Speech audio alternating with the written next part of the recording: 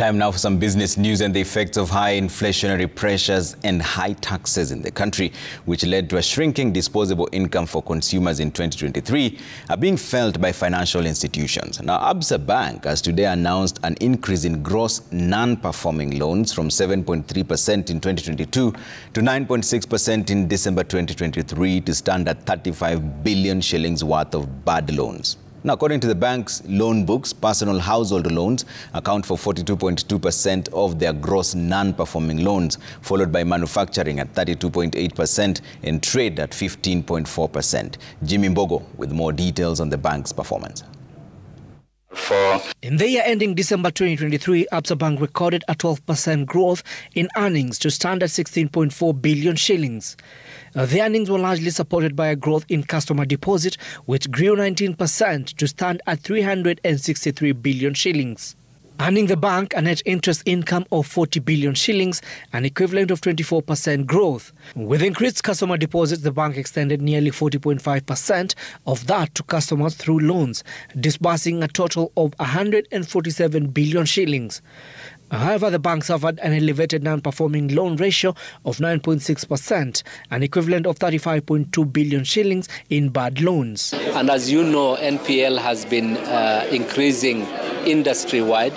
And for us, the total number is in the region of 34 billion at present. And it's one that we continue working on through ensuring that we support customers.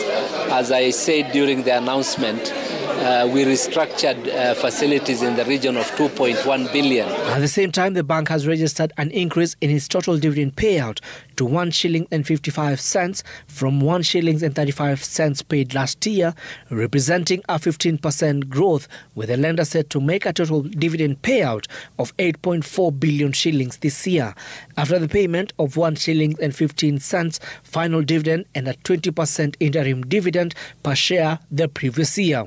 We believe this is one of the best dividend announcements in the market, and the shareholders who are here today have confirmed and told us the same.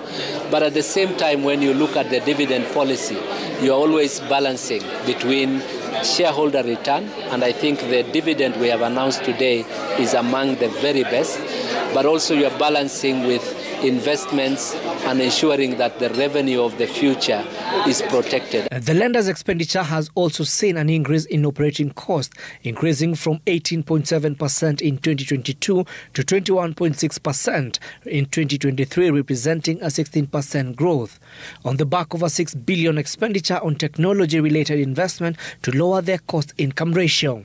We've seen a lot of back-end automation with investments that have been done in the recent past, total about 6 billion shillings investments, and in here it ensures we are driving efficiency. But even with that, you've seen we are still continuing to invest, especially on the side of people. With 98% of transactions happening in other channels, ABSA Bank says its investment in agency banking and opening physical branches will not be counterproductive.